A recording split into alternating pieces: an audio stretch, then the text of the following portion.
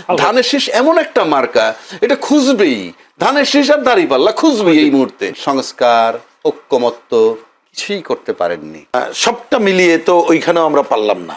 আমাদের সম্মান রক্ষা এবং সিকিউরিটিটা বড় হলো এবং সেটাই স্বাভাবিক ছিল। পোস্টাল ব্যালটে প্রতীক আগে পরে দেয়া নিয়েও সমালোচনা উঠছে বিএনপির পক্ষ থেকে। ধানের শীষের প্রতীক কেন ব্যালটের ভাঁজের জায়গায় পড়েছে এমন প্রশ্ন তুলে এ ব্যাপারে নির্বাচন কমিশনের উপর দায়িত্ব চাপানো হয়েছে বিএনপির পক্ষ থেকে। সব মিলিয়ে দেশের প্রথমবারের মতো চালু হওয়ায় পোস্টাল ব্যালট নিয়ে নির্বাচনের আগে কেন এই বিতর্ক, তা নিয়ে আলোচনা করব সমসাময়িক বিষয় নিয়ে। আলোচনা করবার জন্য স্টুডিওতে উপস্থিত আছেন, আমার ডানে আছেন রুহিন হোসেন প্রিন্স, সাবেক সাধারণ সম্পাদক সিপিবি। রুহিন হোসেন প্রিন্স, আপনাকে অসংখ্য ধন্যবাদ সময় দেওয়ার জন্য। আমার ভাই আছেন আবু হেনা রাজ্জাকি, সিনিয়র আইনজীবী, বাংলাদেশ সুপ্রিম কোর্ট। আবু হেনা রাজ্জাকি, আপনাকে অসংখ্য ধন্যবাদ সময় দেওয়ার জন্য। দর্শক, পুরো অনুষ্ঠান জুড়ে আপনাদের সাথে আছি আমি জয়নুল আবেদিন। আজকে আমরা বিষয় নির্ধারণ করেছি পোস্টাল ব্যালট বিতর্ক। এই বিতর্কের শেষ কোথায় আমরা তো দুজনের আলোচনা থেকে সমাধান আসবে কিনা জানি না, তারপর আমরা আলোচনা চালিয়ে যেতে চাই। আমি প্রথমেই রুহিন হোসেন প্রিন্সের কাছে একটু যেতে। রুহিন হোসেন প্রিন্স, দেশে প্রথমবারের মতো পোস্টাল ব্যালটে ভোট দেবেন প্রবাসীরা এবং সেই সাথে দেশের মধ্যে থাকা যারা এলাকায় নেই তারাও দিতে পারবে। প্রায় 15 লাখের বেশি পোস্টাল ভোটার এখন মোটামুটি নিবন্ধিত হয়েছে, যেখানে আবার 6,72,000-এরও বেশি প্রবাসী ভোটার এখানে নিবন্ধন করেছেন। ইতিমধ্যে পোস্টাল ব্যালটগুলো পৌঁছে গেছে বিভিন্ন দেশে। সম্প্রতি একটি বাহরাইনে একটি পোস্টাল ব্যালট বিলি করার একটা ভিডিও বেশ ভাইরাল হয়েছে। কেউ কেউ বলছেন যে জামায়াতের এক নেতার ঘরে এটা বিলি হচ্ছিল। আবার আজ ইসি পক্ষ থেকে তিনি বলেছেন, এটা একটা ইসি সচিব বলেছেন বাহারে একটি বাসায় অনেকগুলো পোস্টাল ব্যালটে যে ভিডিও নিয়ে আলোচনা হচ্ছে সেটি আনন্দ ধরে রাখতে করা হয়েছে বলে মনে করেছেন নির্বাচন কমিশন সচিব আক্তার আহমেদ। তবে এই ধরনের ভিডিও করা উচিত হয়নি। মন্তব্য করে বিষয়টি ব্যাখ্যা করতে গিয়ে তিনি বলেছেন, ছাত্র জীবনে হোস্টেলে যেমন একটি জায়গায় চিঠিপত্র রেখে যেত একটি টেবিলের উপরে, সেখান থেকে নিজেরা নিয়ে নিত, সেরকম একটা বাক্সে 160টি ব্যালট দিয়ে গেছে। ওই বাক্সটা যখন বাংলাদেশের প্রবাসী ভাইরা এসে খুলেছেন 4-5 জন, তখন তারা ওটা ভাগ করে যে আমার পাশে ঘরে থাকেও আমি এটা নিচ্ছি, আমি ওটা পৌঁছে দেবো, ব্যাপারটা এইরকম। বুধবার সন্ধ্যায় নির্বাচন ভবনে সাংবাদিকদের সঙ্গে বিষয়টি নিয়ে তিনি কথা বলেছেন। প্রথমে একটু জানতে চাই, পোস্টাল ব্যালট এই বিষয়টা নিয়ে দেশে প্রথমবারের মতো অবস্থা, এইটা আসলে কেমন ফলপ্রসূ হবে আগামী ভোটে নির্বাচনে? আপনাকে ধন্যবাদ। আমার বিবেচনায় যে আলোচনাটা এখন সামনে এসেছে এই ব্যাপারে একেবারেই স্বচ্ছ থাকাটা দরকার এবং কনফিউশন দূর করে প্রকৃত কিভাবে এটাকে কাজে লাগাবেন সেটা হওয়া দরকার। আপনি আলোচনার অবতারণা করেছেন এবং এখানে একজন বিশিষ্ট আইনজীবী আছেন, আমার ধারণা ওনার কাছ থেকেও শুনে এবং এই আলোচনা আরও আমরা সামনের দিকে এগিয়ে নিতে পারবো। আমি এই বিবেচনায় কিছু সূচনা কথা বলি। প্রথমে আমি এটাকে গ্রহণ খুব খোলা মনেই যদি বলি যেটা দেখলাম সোশ্যাল মিডিয়া এবং পরবর্তীতে এই যে আপনি বললেন যে নির্বাচন কমিশনের সচিব সাহেব বললেন, সব মিলায় আমি তো নিজে একটু কনফিউজ হয়ে যাচ্ছি পুরো বিষয়টা সম্পর্কে। কিন্তু এই কনফিউশন অবস্থা থেকে সংকট দূর করার জন্য আমি সূচনায় কিছু আলোচনা করি। প্রথম কথা, পোস্টাল ব্যালট অর্থাৎ যারা প্রবাসে আছেন বা আমাদের দেশে বিভিন্ন জায়গায় দায়িত্ব পালন করছেন নির্বাচনে, তাদের ভোটাধিকার হরণ করার তো আমাদের কাজ না, বরঞ্চ তারা যাতে ভোট দিতে পারে এই জন্যে পোস্টাল ব্যালটের আলোচনা আসছে। আমরা এটাকে সমর্থন অনেকদিন ধরে বলে আসছি যে প্রবাসীর ভোটাধিকার এবং নিশ্চিত করতে হবে।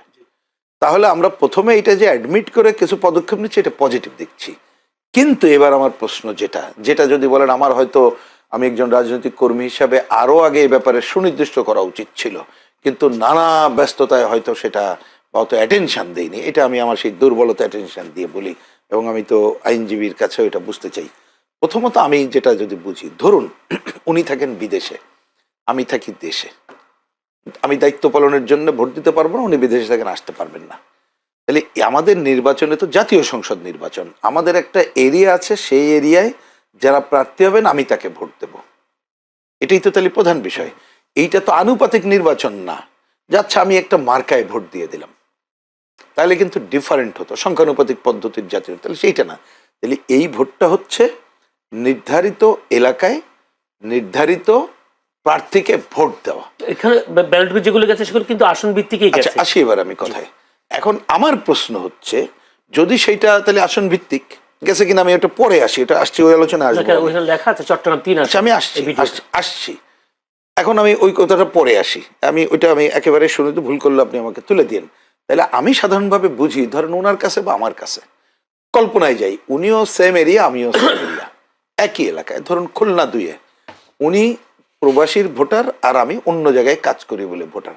তাহলে ওনার কাছে তো ওই ব্যালট যাবে কিভাবে, আমার সাধারণ বুদ্ধিতে বলে, কারণ এখনো পর্যন্ত কিন্তু নির্বাচনের প্রার্থী সুনির্দিষ্ট হয়নি ভোটে, তাই তো? তাহলে সুনির্দিষ্ট হওয়ার পরে ধরে নিলাম খুলনা 2-এ 8 জন প্রার্থী তার মার্কা, তাহলে ওই রকম একটা ব্যালট তো তৈরি হতে হবে।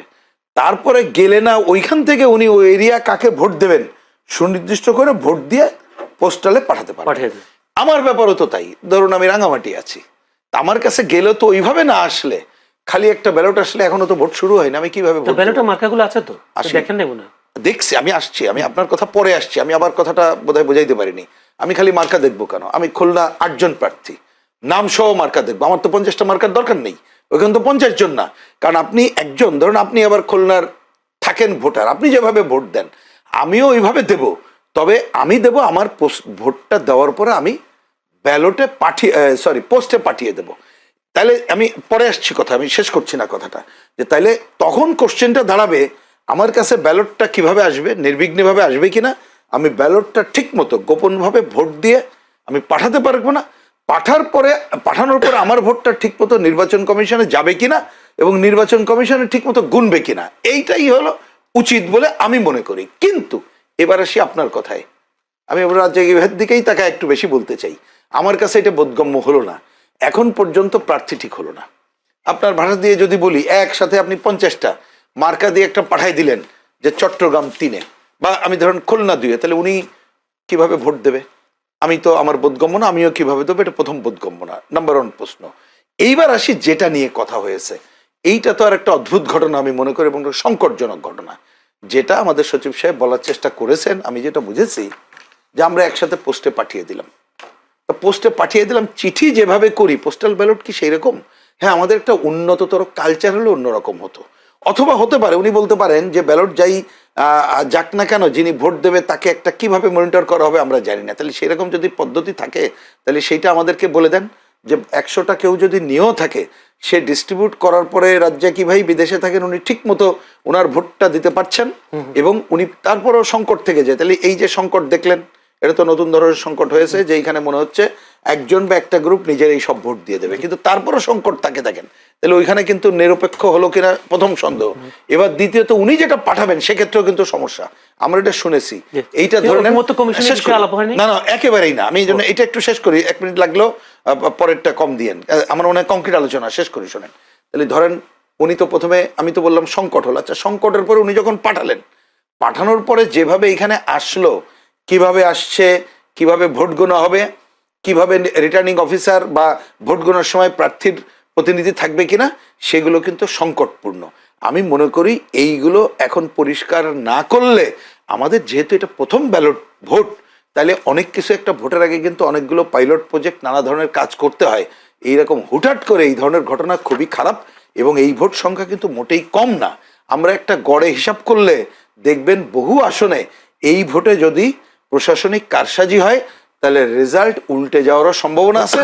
সুতরাং এই ব্যাপারে এখন সকল দলের সাথে আলোচনা করে, বিশেষজ্ঞদের আলোচনা করে সুনির্দিষ্ট করার পরই কেবলমাত্র এই পোস্টাল ব্যালটের ভোটকে নিশ্চিত করা উচিত বলে আমি মনে করি। ধন্যবাদ আপনাকে। যেতে চাবো না রাজ্জাকে, আপনি নিশ্চয়ই কিছু একটা ধারণা পেয়েছেন পোস্টাল ব্যালটের, কিন্তু আরেকটা প্রশ্ন সেটা করি, সেটা এখন ফেসবুকে সামাজিক যোগাযোগ মাধ্যমে একটি কথা বারবার উঠে আসছে, সেই পোস্টাল ব্যালটে যে প্রতীকগুলো সাজানো হয়েছে, সেই প্রতীকগুলোতে প্রথমে দাড়িপাল্লা, এরপরে হাত পাকা টাকা এরকম, কিন্তু ধানের শীষ যেটা প্রতীক, সেটা বলা হচ্ছে পোস্টাল ব্যালট ভাঁজের মধ্যে পড়ে যাচ্ছে, যেটা কালকে বিএনপি স্থায়ী কমিটির সদস্য নজরুল ইসলাম খানও তিনি একই অভিযোগ তুলেছেন। আজকে আমির খসরু মাহমুদ চৌধুরীও তিনি বলেছেন যে আসলে এটা যেহেতু নির্বাচন কমিশন করেছে, তাহলে এই বিষয়ে সিদ্ধান্ত নিতে হবে, প্রতিকার করতে হবে নির্বাচন কমিশনকে। ব্যালটের ভাঁজে একটা প্রতীক পড়ে যাওয়াটাকে আপনি সংকট মনে করছেন কিনা, সমস্যা মনে করছেন কিনা, ভোটে প্রভাব পড়ার না পড়ার বিষয়টাও আপনি কি মনে করছেন? ধন্যবাদ আপনাকে এবং আমার শ্রদ্ধেয় প্রিন্স ভাই, আমার সহ আলোচক। উনি অনেকগুলা কথা বলছেন প্রিন্স ভাই, আমি এগুলার সাথে অলমোস্ট একমতই বলবো। আগে প্রিন্স ভাইয়ের কথার আলোকে কিছু বই, আপনি 15 লক্ষ ভোটার ধরেন আছে যারা এই ইলেকশনের সাথে সম্পৃক্ত থাকবে, সিট কিন্তু আমার 300 সিট ইন্টু 5,000, তাতে হয় মোটামুটি 15 লাখ। 5,000 ভোট কিন্তু তামাশা না, কারেক্ট। 5,000 ভোট কিন্তু তামাশা না, 5,000 ভোটের একটা আসনে। পার্থক্য অনেক। 1 নম্বর। 2 নম্বর, ব্যালট পাওয়া গেছে বাইরে, একটা কথা আসছে, কাতারে পাওয়া যাক, কাতারে যখন পাওয়া যায় তার চেয়ে আমাদের আইনের জিনিস আরো জঘন্য এইখানে। কাজে এখানে আমি এর আগে অভিযোগ পাইছি, ওই যে ডাকসু নির্বাচনে নাকি নীলক্ষেতে ইয়ে পাওয়া গেছে, ব্যালট পাওয়া গেছে। তা আমাদের ব্যালট পাওয়া হয়তো আরো সহজ হইতে পারে, আমি বলছি না পাওয়া যাবে। কাতারে যখন পাওয়া গেছে, বাংলাদেশে মনে করেন বাহরাইন পাওয়া গেলে আমার এখানে পাওয়াটা অস্বাভাবিক। কিন্তু আপনার মাইন্ড ইট, বিষয়টা হচ্ছে এই, আপনি ধরেন আসন ভিত্তিকই তো আছে সব, এবং এখানে কিন্তু একটা ব্যালটে সমস্ত মার্কাগুলো থাকতে হবে, কারণ আপনি তো যাচাই বাছাইয়ের পর পাঠান নাই। সুতরাং টোটাল মার্ক হয়তো 12, 14, 15টাই হবে। এক একটা সিটে তো আর 12, 14 জনের বেশি নাই, মার্ক হয়তো 15টাই ধরে নিলাম, তর্কের খাতিরে 10, 12টা মার্কা হবে। এখন এই 10, 12টা মার্কা নিয়ে তার ভিতরে মার্ক করে সবাই সিল মারুক, যেভাবে ভোট দিবে নিচে লেখা আছে কোন আসনের, তার ভোটার নাম্বার টাম্বার সব আছে, ঠিক আছে। কিন্তু আমি ভেরিফাই করব কেমনে? আমি ভেরিফাই করব কিভাবে? এটা তো পোস্টাল আসবে। আপনি যদি 5,000-এর কাছে যদি এক জায়গায় 7,000 ভোটার হয়, আমি তো গড় বলছি প্রতি সিটে 5,000, তাহলে মানুষে বলবে হ্যাঁ এক এলাকায় হয়তো নির্বাচন হয় 5,000 থাকতে পারে ওইখানকার ভোটার। 5,000-এর কাছে যদি 7,000-এর ভোটার, কারচুপি কিন্তু বিরাট তফাৎ। যদি আপনি এটা কারচুপিও ধরেন, বিরাট পার্থক্য, কারণ এটা তুমি ভেরিফাই করার সুযোগ নাই। তার আমি সে ফিঙ্গারপ্রিন্ট মিলাইলো কিনা, কি আগরুম বাগরুম, সে তো তার ভোটার নাম্বার টাম্বার লিখে দিয়ে পাঠাই দিবে। এটা একটা প্রশ্ন থেকে যায়। 2 নম্বর আসেন, একই ব্যক্তি দুইবার ভোট দেওয়ার সুযোগ থাকবে না। আমি একই ব্যক্তি দুইবার দেওয়ার সুযোগ নাই, ওটা বলি নাই। আপনি এই জায়গায় কাউন্ট করলেন 5,000, এখানে 7,000 কাউন্ট করে দিলেন, ওখানে 9,000 কাউন্ট করে দিলেন, আমি মিলাবো কিভাবে? আমার যে 16 লক্ষ এই কর্মকর্তা কর্মচারী, সেটা ভেরিফাই করব কিভাবে? আপনি এইভাবে কেউ ভেরিফাই করতে পারবে না, সেইটা বলছি আমি। ভোট দুইবার দেওয়ার দরকার নাই, আর যদি দিতে চাই এটা দিলে আপনি ঠেকাইতেও পারবেন না, আমরা এগুলো ইতিহাস জানি, কাজে ওই সমস্ত কে লাভ নাই। এখন আরেকটা ব্যাপার যদি আপনি আসেন, যে এটা কিন্তু একটা বিরাট প্রশ্ন, যেটা প্রিন্স ভাই বলছে তার সাথে মিটারে অ্যাড করলাম।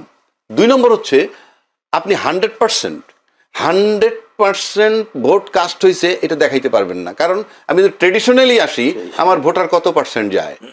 আপনি এই ভোট ওখানে যদি দেখেন 16, এইখানে 16 লাখ, আর বিদেশে 6 লাখ 22 লাখ ভোট সব কাস্ট হয়েছে, এটা গ্রহণযোগ্য না। কারণ ওইখানে আমার ইলেকশনের দিন ছুটি নাই, ওখানে মেশিনের মতো মানুষ কাজ করে, that is not very important. এগুলা চিন্তা করতে হবে। 3 নম্বর আসেন, আপনি এখন একটা বিষয় আনছেন যে ওই যে মার্কাটা, বিএনপি তার আপত্তি করছে, মার্কা তার মাঝখানে পড়ছে, ব্যালট ভাঁজ করলে নাকি ভাজে পড়ে, এটা বলছেন।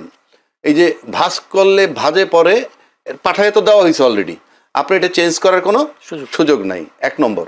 2 নম্বর হলো, এটা বলা হয়েছে আদ্যক্ষর দিয়ে, নামের আদ্যক্ষর দিয়ে নাকি সাজানো হয়েছে। এটা ইন জেনারেল এভাবেই সাজায়, এই নামের আদ্যক্ষর দিয়ে। আমরা যেমন বারের মেম্বার কোর্টের, সেখানে আদ্যক্ষর দিয়ে মিলায়। আমার মেম্বারশিপ নম্বর 95, কিন্তু আমি 95 লেভেলের লোক না, আমার চেয়ে আরো সিনিয়র বহু আছে, তারা পড়ছে অনেক পিছনে, অ্যালফাবেটিক্যালি। তো অ্যালফাবেটিক্যালি যখন সাজাইছে, এছাড়া বিকল্প উপায় কি? এটা আমার একটা প্রশ্ন। এছাড়া বিকল্প উপায় কি? আপনি যদি বলেন যে বড় দল হিসাবে টপে থাকবেন, বড় দল হিসাবে, কিংবা আপনি ক্ষমতায় ছিলেন, সামনে ক্ষমতায় যাবেন, এই সম্ভাবনার উপরে কি দেওয়া হবে আগে? এটা তো আপনি ইউ ক্যানট ডিসাইড ইট। আমি মনে করেন যে আজকে প্রিন্স ভাই পার্টি খুব দুর্বল, কিন্তু আপনি নির্বাচনের মাঠে যখন থাকবেন, একই শ্রদ্ধা থাকতে হবে যে না, সেও তো পাস করতে পারে, তারাও তো গভর্নমেন্ট ফর্ম করতে পারে। সুতরাং এটা আমার কাছে মনে হয় খুব জোরালো যুক্তি নয়, 1 নম্বর। 2 নম্বর হচ্ছে, যেহেতু আপনার টাইম টু টাইম আলাপ করতেছিলেন এবং ব্যালট, পোস্টাল ব্যালট হবে সেটা নিয়ে আলাপ করতেছিলেন, এই বিষয়গুলোর সুরাহাটা আরো আগে হওয়া উচিত ছিল। যে এটা কিভাবে করা যায়। দরকার হলে আপনি বড় দল বা সব দলের নিয়ে একটা ভোটাভুটি নিতেন যে ভাই আসেন আমরা কিভাবে সাজাবো, আদ্যক্ষর দিয়ে সাজাবো না কোন পার্টির আমরা বড় ছোট মনে করে ওইভাবে সাজাবো, এটা আলোচনা করা যেত। এখন এই আলোচনাটা আমার কাছে খুব গ্রহণযোগ্য আছে বলে মনে হয় না, 1 নম্বর। 2 নম্বর হলো আপনি এই ব্যালটের মধ্যে 12-14টা মার্কা থাকবে, এর বেশি থাকার কথা না। তো 12-14টা মার্কা যদি থাকে সেখানে ধানের শীষের মার্কায় ভাস পড়লেই কি, মার্কা খোঁজার লোকই আছে প্রাথমিকভাবে যদি আমি এই মুহূর্তে ধরি বিশ্বে, সারা বিশ্বে তথা বাংলাদেশে প্রাথমিকভাবে ধরলে এই মুহূর্তে ধানের শীষ আর দাঁড়িপাল্লাই খুঁজবে। কথার কথা বলছি, এটার জন্য আমি প্রিন্স ভাইয়ের ছোট না ক্লিয়ার ছোট বলছি না, পয়েন্ট ক্লিয়ার। সেই। সুতরাং কেউ কিছু না বুঝুক, আমার নিচে লেখা আছে আমি লিখবো আসন এত, আমার ভোটার নাম্বার এত, ইত্যাদি ইত্যাদি, হটে বাড়িটি লেখার পর আমি ভোট দিব।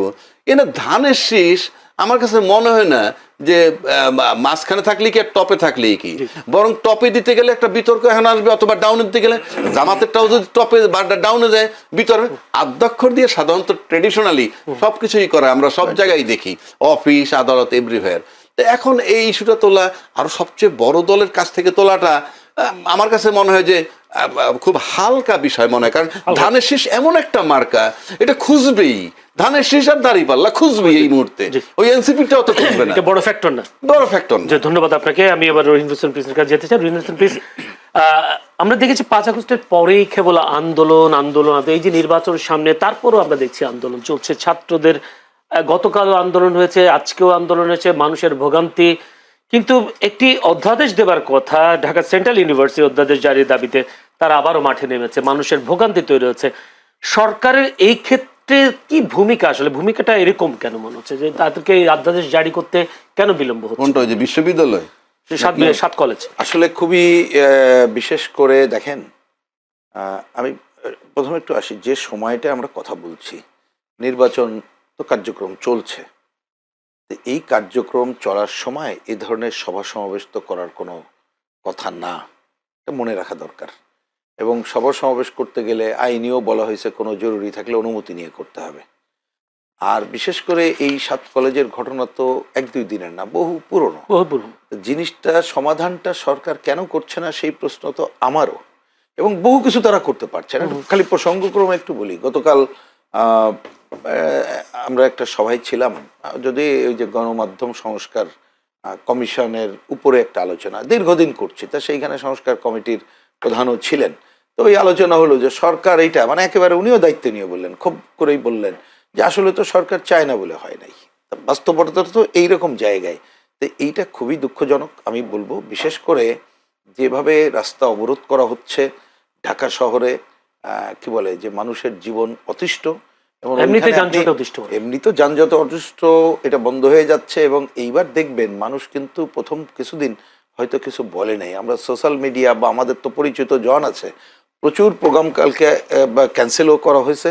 এবং আমি দেখলাম যে একজন এখন এই যে সোশ্যাল মিডিয়ার কারণে আমাদের চেনা মানুষ সব যারা, এটা একজন ডাক্তার সাহেব, তিনি এক জায়গা থেকে অপারেশন করে আসছে, কিছু রোগী পান্থপথে আছে, উনি যেতে পারছেন না, উনি বলছে তাও যেতে দেয় না। মহিলা মানে এইরকমের মানে যাচ্ছে, তাই এইটা তো কথার কথা যে একটা তরুণদের সম্পর্কেও তো একটা খারাপ ধারণা তৈরি হচ্ছে, আমরা তো সেটা চাই না। কিন্তু এই ধরনের ঘটনায় সবসময় যেটা দরকার ছিল ক্ষিপ্রতার সাথে হাত দিয়ে জিনিসটাকে সমাধান করা। এখন সরকার যদি এখন কথা বলে, তো সংকট তো সরকার তৈরি করেছে একেবারে শুরুতে, একেবারে হড় করে 18 তলায় উঠে গেছে, সব মেনে নিছে, আর এই সময় এগুলো করছে না। তা আমি মনে করি যে এর পুরো দায় সরকারকেই নিতে হবে। তবে আমি অনুরোধ করব আমাদের ছাত্র বন্ধুদের, তাদের সহনশীল আচরণ করাটা খুব জরুরি। কারণ আন্দোলনের কারণ এখন যে আমি সময়ের জন্য বলছি, জায়গায় কিন্তু অনেক আছে, মানুষকে এইভাবে বিরক্ত করা ঠিক নেই।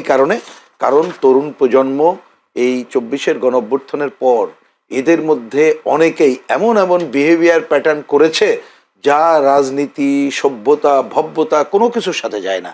তার সাথে এটা আমি মিলাচ্ছি না, কিন্তু তাতে করে হচ্ছে কি যে লক্ষ লক্ষ তরুণ যারা একটা পজিটিভ আকাঙ্ক্ষা নিয়ে করেছে, আমরাও এইটার সাথে ছিলাম, এটা কিন্তু তাদেরকে আশা হতো না আগামীতে তাদের যে পজিটিভ ভূমিকা সেইটাকেও কিন্তু পিছু হতে দেবে। এটা ভালো খবর। যেটা অভিযোগ বারবার রাজনীতির মাঠে আসছে, জামায়াতের পক্ষ থেকে ভোট চাওয়া হচ্ছে জান্নাতের টিকিট বিক্রি করার কথা বলে, জান্নাতের টিকিট দেবে এমন কথা। আবার বিএনপির পক্ষ থেকে বিএনপিদের কেউ কেউ বলছেন দানের শেষে ভোট দিলে জান্নাত পাওয়া যাবে। আবার তারেক রহমানের নাম নিলে অজু করতে হবে। আবার এটাও তো আপনি জানেন 1996 সালে শেখ হাসিনা যখন আসেন তখন মাথায় নেকাব পরে হিজাব পরে এসেছিলেন ভোটে এবং জয়ও হয়েছিলেন 96 সালে। তো নির্বাচন আসলে আসলে সবাই কেন ধর্মকে নিয়ে ব্যবসা শুরু করেন, বা ধর্মকে ব্যবসা বলবেন নাকি ধর্ম আশ্রয় নেই? ধন্যবাদ আপনাকে এবং আমার সম্মানিত সহ-আলোচক। এই প্রশ্ন তো আমি দিচ্ছি, তার আগে আমি একটু সাপ্লিমেন্ট ওনাকে দিই। যে আমাকে ছোট করে বলতে হবে, সময় খুবই কম, অনেক প্রশ্ন। আচ্ছা ঠিক আছে, অনেক প্রশ্ন ছোট করে দিচ্ছি।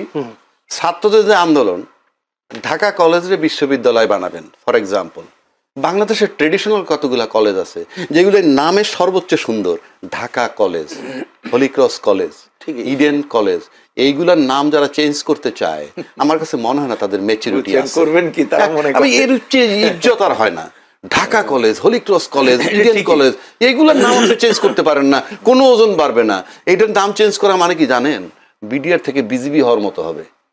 এটা যদি ছাত্ররা না বোঝে কিচ্ছু করার নাই, কিংবা পুলিশের নয়া পোশাকের মতো হবে। এইগুলো তাদের অ্যাপ্লাই করে, 1 নম্বর। 2 নম্বর আসেন, এই যে দায়টা বলছেন সরকারের, অফকোর্স সমস্ত দায় সরকারকেই নিতে হয়, কিন্তু প্রশ্ন হচ্ছে নির্দলীয় কোনো লোক কিন্তু আন্দোলন করে না। নির্দলীয় লোক যে দলের সাথে সম্পৃক্ত না এমন ছাত্ররা আন্দোলন করে না, এটা খুব রেয়ার। তো সেক্ষেত্রে দলের একটা ভূমিকা থাকতে পারে, যদি যার যার দলের লোকের যে নির্বাচন সামনে, তোমরা ঘরে চলে যাও। অন্যথায় যদি সরকার নির্বাচন বাতিল করার ষড়যন্ত্র করে দেয়, তাহলে সরকারকে বলতে হবে যে কিরে ভাই, এটা আপনি নামাইছেন, কিন্তু নামাইলে ঘরেতে উঠান, প্রয়োজনে পিটাই উঠান। রাজনীতিবিদদেরই বলতে হবে, কারণ নাহলে ইংলিশ সরকার পিটাবে না, কারণ সে ওই ঝামেলায় যাবে না। সে নোবেল প্রাইজ তার শান্তির প্রতীক। সুতরাং এই জবাব আমি এইটুক দিলাম। এইবার আসেন আপনার জামাতের পক্ষ থেকে জান্নাত, যেহেতু সময় কম আমি খুব সিম্পল বলি। জামাত যদি বলে থাকে আমি জানি না যে ভোট দিলে জান্নাত পাবেন, শুধু জামান না, বিএনপিও বলে। আমি আপনার বুঝাচ্ছি, জান্নাত মানে আখেরাত, পরকাল, আনসিন, দেখা যায় না, তাই না? এইটা করেন ওইটা পাবেন। আচ্ছা, উনি যদি জান্নাতের কথা বলে তাহলে এটা আখেরাত। আবার বিএনপির দিক থেকে যদি আসেন, তারা কিন্তু ফ্যামিলি কার্ড দিবে। ফ্যামিলি কার্ড বলছে না? ফ্যামিলি কার্ড মানে কিন্তু দুনিয়া। তাহলে একজনে দুনিয়া দিচ্ছেন আর একজন আপনি আখেরাত দিচ্ছেন। এখন প্রশ্ন হচ্ছে, আখেরাতটা আনসিন, ব্ল্যাকমেইলিং করা যদি আপনি ধর্ম দিয়ে বলেন, সেটা আমার রাজনীতি। আমি যদি ব্ল্যাকমেইল করে ভোট পাইলাম, কিন্তু আপনিও তো ফ্যামিলি কার্ড দিবেন। আমি আলোচনা করছি ফর গড সে, কেউ এটা ভিন্নভাবে নিতে পারে, কিন্তু নেওয়া ঠিক হবে না। আমরা আলোচনা করি ফ্যামিলি কার্ড মানে কি। 8 কোটি, 10 কোটি, 12 কোটি, 15 কোটি লোকের যদি ফ্যামিলি কার্ড দেন, ভাই আপনার সাথে ব্যাগ খেলে তো ফান্ডটা কোথায় পাবেন? এই ফান্ডটা কি আমাদের উপরে ট্যাক্স ইম্পোজ করবেন? ওয়েটা কি, it is the way of your, মানে এইটার ফান্ড লাগবে তো। সুতরাং আমরা কিন্তু এই ফ্যামিলি কার্ড দেওয়ার কথা বলায় আমরা কিন্তু চিন্তিত যে আমাদের উপরে কি অযাচিত কর আসবে কিনা। আরেকটা কথা বলি সর্বশেষ, এই যেটা বললেন যে ধর্ম নিয়ে ব্যবসা করে ইলেকশনের সময়, যিনি সবসময় ধর্ম নিয়ে ব্যবসা করেন, 5 ওয়াক্ত নামাজ পড়েন, তার তো ব্লেম আছেই। কিন্তু আপনি যদি ধর্ম ইলেকশনের সময় যাকে আমি নর্মালি দেখি না, তাকে যদি দেখি আপনি রেগুলার টুপি মাথায় দিয়ে ক্যাম্পিং করতেছেন অথবা হিজাব পড়তেছেন, তখন তো বোঝা যায় যে ধর্মটাকে ক্যাশ আপনি করতেছেন। ওরা তো ধর্মের উপরে আছেই। আর যদি আরো গভীরে আসেন, আপনি প্রত্যেকটা দলের কিন্তু একজন নেতা থাকে, বড় মাপের নেতা। স্বাধীনতার ঘোষক উনি একজন বড় মাপের নেতা, মুক্তিযুদ্ধ যার নেতৃত্বে উনি একজন বড় মাপের নেতা। 2টা দলের কিন্তু 2টা আইডিওলজি, এই 2জন ব্যক্তি আজকে পর্যন্ত। তা আরেকজন যদি মনে করেন, আমি বলছি না যে আরেকজন যদি হযরত মুহাম্মদ সাল্লাল্লাহু সাল্লামের লাইফটাকে তার আইডিওলজি হিসাবে নেয়, তাহলে আপনি ধর্মীয় ট্যাগ দিচ্ছেন কেন? আমার মডেল যদি রবি ঠাকুর হয়, আমার মডেল যদি আদর্শ যদি নজরুল ইসলাম হয়, তাতে দোষ হয় না। কিন্তু আমার আইডিওলজি যদি হযরত মুহাম্মদ হয়, তাইলে কি আমি ধর্ম করে ফেললাম? 1 নম্বর। 2 নম্বর, এই ধর্ম দিয়ে কিছু করা যায় না, এটা একটা বুলশিট। আমরা বরং মিসগাইড করি।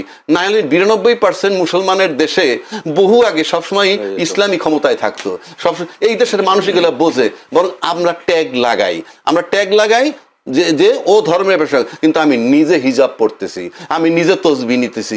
So who is cheating the people?